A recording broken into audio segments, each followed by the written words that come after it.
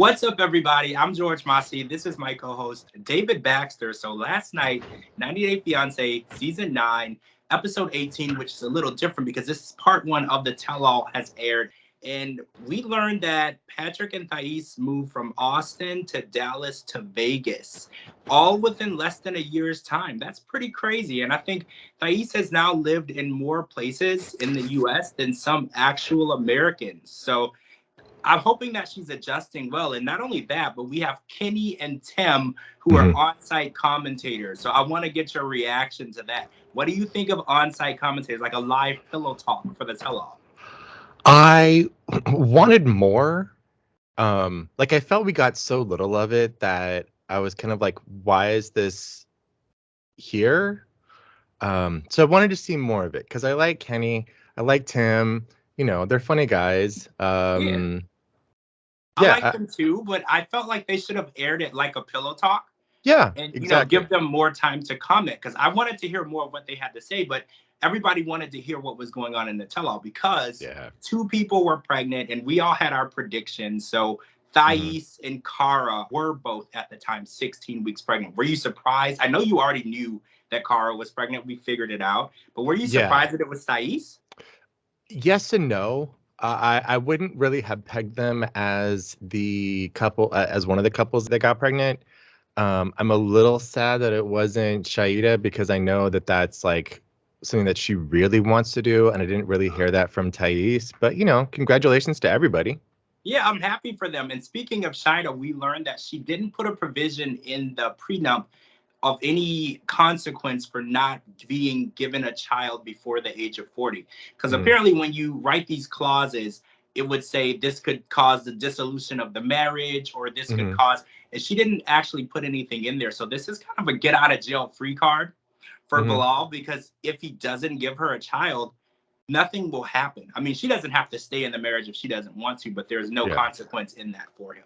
I mean, there isn't, but I think that I honestly, I'm not a divorce lawyer, but I can imagine that if something does come up, it could be, she could use that as hey, this was supposed to happen and it didn't. So, if there needs, I'm not sure what all the terms are, but if it needs to, it's still there in writing. Well, we know that he's not going to give her a child. We already know that. And what did you think of Shahida showing up to the tell-all and wanting an apology from Shahida?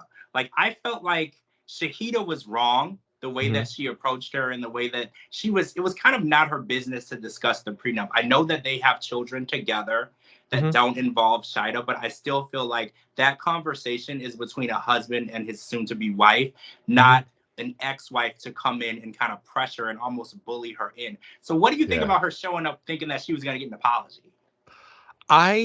There was a lot of ways that she approached the whole thing that I didn't really like. For example, she talked about how she felt very disrespected that Shahida didn't like the house that apparently Shahida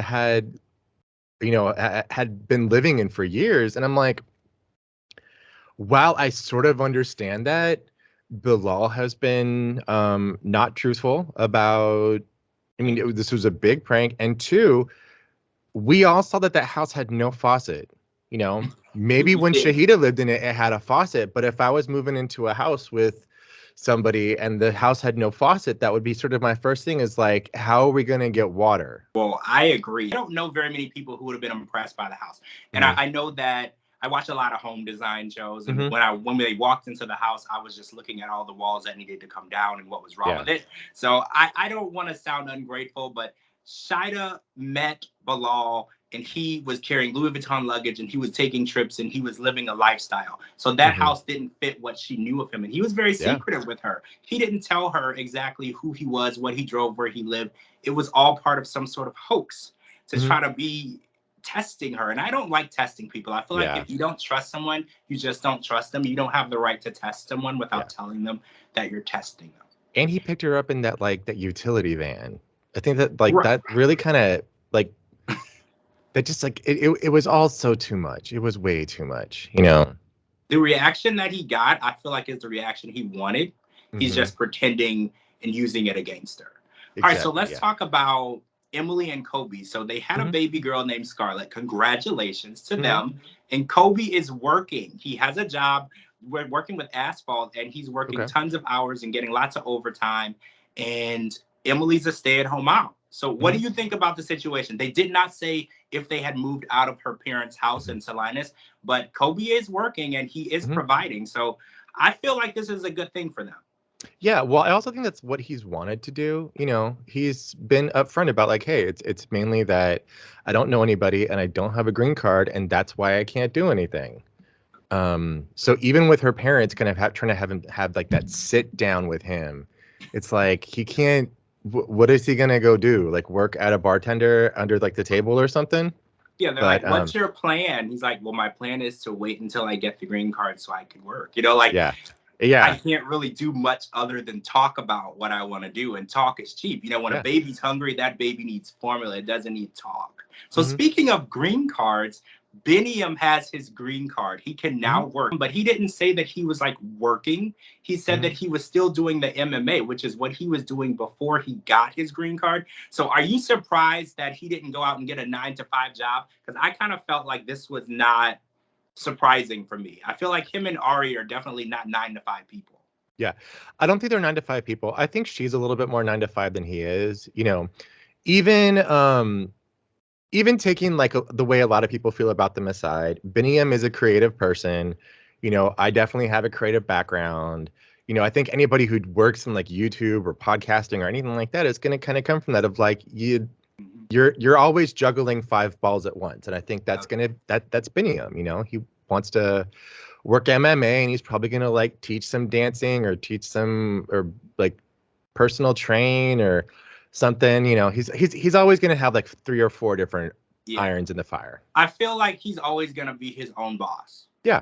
Like Hmm. he's not going to be able to answer to anyone because he can make clothes, he can do Hmm. MMA, he can dance, like you said. He's going to have all these different things going on, and I think that creativity is sometimes it's your demise because you can't juggle everything, and sometimes you Yeah. take on too much. So I'm Yeah. hoping that he's able to take on the right amount so he can still be a good husband and a good father, because apparently Hmm. Jabri feels like Ari and Binum are not going to make it, even though they've been together for over 3 years and have a Hmm. child together. He feels that there's absolutely no way that they're going to make it. Jabri is now a counselor and a therapist, and he's a marriage counselor, and he's taken on these roles at the tell-all, and he's telling people if they're going to make it or not, as though he has psychic powers.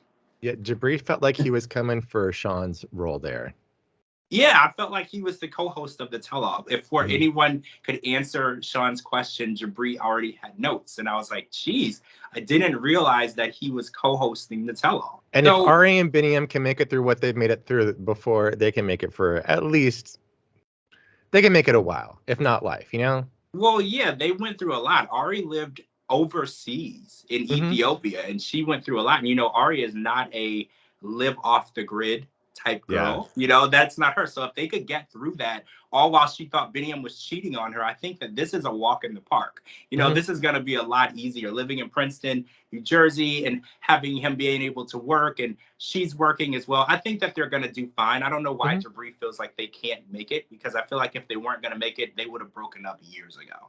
So I want to talk about Patrick and him dating 2 girls at the same time. So we know in the beginning of the season, Thais was super jealous and had to track his location. And we didn't really have a real explanation. Patrick gave us like a vague description of why. And it was something about he was texting a girl and someone came to a party that John threw. So now we know the rest of the story. It was a girl that he was supposed to be training for work that he was actually hooking up. Well, he says nothing ever happened, but it would have happened if he wasn't inebriated to the point where he couldn't do it. He actually found out about it the day that they got engaged. The way they described it, it felt a little like if he had hooked up with her with this woman, you know, a month before he wanted to get engaged with Thais, that's a problem. If this was early on in the relationship, that's what people do. They date around. Well, yeah, I agree. Like when you're dating someone and they live in Brazil and you live in Texas, and they're a plane ride away, and a very expensive plane ride at that, Mhm. and it's actually a green card away type situation, it's hard for you to believe that that's gonna work out like Mhm. 100%. So Yeah. maybe he liked her a lot, but also felt like this is probably a far-fetched relationship to where we're gonna end up together with children. So Yeah. I, like you said, the timeline matters, because if they were on a trip and he proposed to her and he was still texting this girl, that's one thing. But if he was talking to Thais and then talking to a girl local, that's a little different, because the local girl you can see, you can take out, you can go out and see each day, each week. And I definitely think that the story is a little more complex. So Kara's ex, Chris, showed up, right? And he's kind of looking like Kenny G. Kind of, I mean, I don't know what was going on with him. And he's still talking crap about Guillermo. And I'm really irritated, because this 10-year-old relationship has no precedence to Mhm. Kara as a person now. And, I don't think that Kara is a saint, but I do know that Kara is not the same person she was when she was in high school. So I think Yeah. it's completely unfair to keep bringing Chris around to talk negatively about her and who she is, because if you think about it, she said that she hadn't seen him since they had broken up, which was 10 years ago. So anything Mhm. that he has to say about her is completely irrelevant. I agree. They were in high school. Like, people change from high school, there's so much that happens, and it's not like he's presenting a long history of bad behavior. He's like, yeah, we were in high school. It was stupid. And she cheated on him. And it Yeah. wasn't like repeatedly cheated on him. It was just one time. And she said Yeah. tonight that she was under the impression, since she was moving away, that Mhm. he had an understanding that they weren't going to be together once she moved away. So she didn't even see it as cheating. And again, does she need to explain it? No. It was 10 years ago. She was 19 years old. I don't even Mhm. feel like it's something that she needs to explain. It's unnecessary. All right, so next week we have seen that John has set his eyes on Jabri, and it's gonna be a Mhm. fight. Basically, John is the only one who's taking Jabri word for word, tit for tat, and he's not letting it slide. So I'm Yeah. excited to see what happens next week, because we all know Jabri went into this tell-all with a chip on his shoulder, ready to fight, ready to be the Mhm. star. As he told Ari, he said, "I'm the star. I'm gonna shine." And that's exactly what's going to happen. So next week, we're going to see the rest of the tell-all and finish off this season before we start Happily Ever After in less than 2 weeks, which is Yeah. crazy. It's crazy. I'm excited Coming about up it. soon. And they added Bilal and Shahida, which I was not super excited about, because I Mhm. feel like I needed a break from Bilal and his professor teaching and lecturing. But I'm going to make the best of it. We'll see how it goes. Play it. Yeah. Yeah, we'll play it by ear.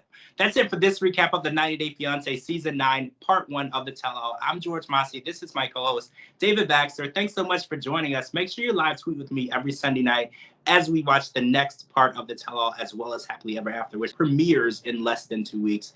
Talk to you all really soon.